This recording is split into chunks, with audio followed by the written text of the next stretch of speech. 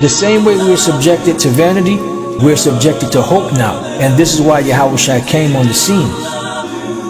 To redeem us back to the Father, to give us back that hope, to give us back that glory, to be glorified in the image of his son Yahushua, the same way he got glorified after he went through what he had to go through. Shalom. I would like to give all honor, glory, and praises to Yahweh, Bahashem, Yahushua, Bahashem, Wakakwadash. I would like to give double honors to the apostles and the elders of Great Millstone. Salutations to all you sincere Akim, pushing this word out across the four corners of the world. Just another GMS and transit lesson, all through the spirit, the power, and the vibration of Yahweh Bahashem Yahushua. And this lesson, the spirit is going into, there is always a story behind the glory. And that story represents us as the hopeful elect of the nation of Israel, of our different designated lots that Yahweh Bahashem Yahushua has appointed for us. Because this thing that we call life is nothing but the movie of Yahweh Bahashem Yahushua. So we're nothing but those mere actors and actresses carrying out our daily roles. And Abaratazat, for the ones of us who are very sincere for this truth, our roles allows us to be within the arms of Yahushua, which represents salvation. So there is always a story behind the glory. And this quote came from Paddock Van Zyl. And that takes me to the book of Proverbs, the 4th chapter and the 18th verse. But the path of the just is as the shining light, that shineth more and more unto the perfect day. So the just represents those righteous men in the eyes of Yahweh Bahashem Yahushua, and also the women as well. But more so, this lesson through the spirit is aiming more towards the brotherhood. So, but the path of the just is as the shining light. And it's stated within the Apocrypha how the sacrifice of a just man is acceptable. And that light is synonymous to this knowledge, wisdom, and understanding of Yahweh Bahashem Yahushua. And that's pursuant to the book of Baruch 4:2. Turn thee, O Jacob, and take hold of it. Walk in the presence of the light thereof, that thou mayest be illuminated. So therefore, that divine role is only designated for the hopeful elect that's walking that straight gate, which ultimately represents Yahushua. So again, back in Proverbs 4:18, but the path of the just is as the shining light, that shineth more and more unto the perfect day. And that perfect day represents Yahushua's second debut on this earth, the second coming. And according to Malachi, the 4th chapter, it's stated when he comes, he's going to come with healing in his wings. And also according to Jeremiah, the 30th chapter, on how he will restore us back unto health. And he's going to heal our wounds. First and foremost, that's beginning with this knowledge, because this is nothing but spiritual healing. But it's going to be on a whole nother level when Yahushua returns, and also when he casts away these chains of darkness from amongst us, these bodies. Then therefore we will be fully entered or established in the new covenant, because automatically we will be programmed with the mindset of Yahweh Bahashem Yahushua, which will make us perfect. So that's the course of the righteous throughout their different appointed lives. And also a part of our story behind the glory, our different adversities, our trials, tribulations, our different obstacles that we had to partake in and to be acceptable. As the saying goes, there is no victory with no battle. So this is a part of our proven grounds unto Yahweh Bahashem Yahushua, and that's to see if we are worthy of that preeminence, that great glory. And that takes me to 1 Thessalonians 3:1. Wherefore when we could no longer forbear, we thought it good to be left at Athens alone, and sent Timotheus, our brother and minister of Yahweh, and our fellow laborer in the gospel of Yahushua, to establish you and to comfort you concerning your faith.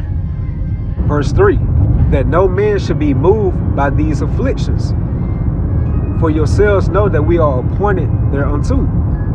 So going back to the title of this lesson, there is no story behind the glory. Meaning that we're going to be tested for what we possess, what we have. And that's this knowledge, to make sure that we are very worthy of it. So each one of us with this knowledge are destined for such different troubles. Like one brother might go through something that I haven't been through, vice versa. However, another brother might have been through that different trial to help that certain brother out. And all of our different afflictions is doing nothing but perfecting that body, which further proves that we are that true born body in Yahushua. So the Spirit hit Apostle Paul to get Timotheus to forewarn the church of Thessalonica. that there's a story behind the glory and how we're all going to be destined for such troubles. It's all a part of our different walks.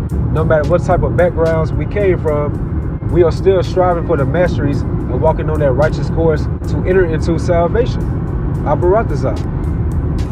So back again in 1 Thessalonians 3:3, that no man should be moved by these afflictions, for yourselves know that we are appointed thereunto. And that's what it's all about, according to Acts 14:22, confirming the souls of the disciples and exhorting them to continue in the faith, and that we must through much tribulation enter into the kingdom of Yahweh Ba'ashem Yahushua. And that takes me right to Isaiah 48:10.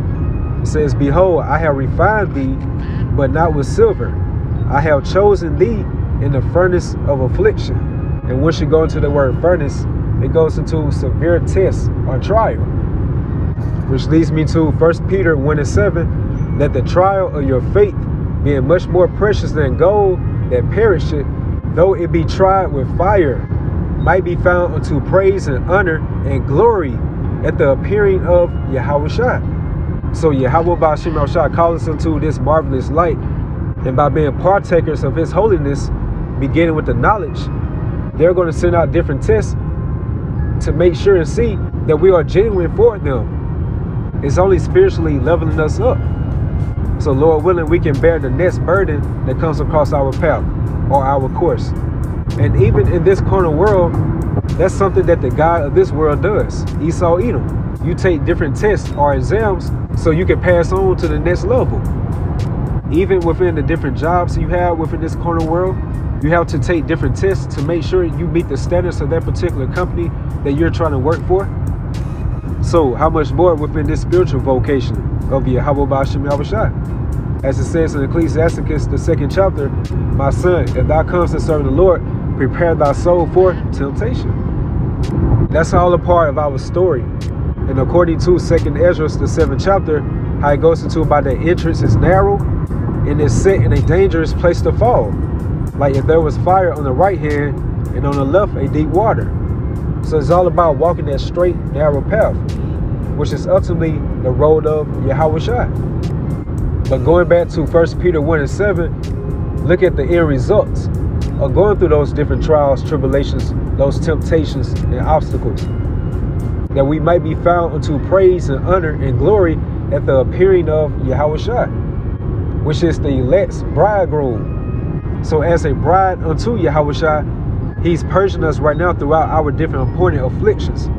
So therefore we can stand worthy in his sight within that perfect day. And that takes me right to Malachi 3:17. And they should be mine, said the Lord of hosts, in that day when I will make up my jewels, and I will spare them as a man spared his own son that served him. So that spare goes into that compassion and mercy of Yahweh Ba'ashem Yahushua. And he look at his hopeful elect as jewels, which goes into that value property, that peculiar treasure. So there is always a story behind the glory. Of course, that glory represents that preeminence, that great honor, praise, because when you read Ecclesiasticus, the 39th chapter, it goes into about the story of the elect, how many should commend his understanding and how his name should not be blotted out. And also going into his memorial should not depart away. And if we stick to this, our name will live from generation to generation, which are true living legends. In the kingdom, we're going to have other nations talking about the good works that we did on this side. It's also stated within that chapter how nations should show forth his wisdom. So that's one of the many rewarding factors that's a part of our glory that's going to be in the next kingdom to come. So it's all about that righteous preeminence. And if we are those same ones that was with Yahushua from day one, just imagine the level of glory that we are going to have within his kingdom. So that concludes the lesson. There's always a story behind the glory. And Abaratazah, you always edify, you all stay strong, keep pushing forward. Shalom.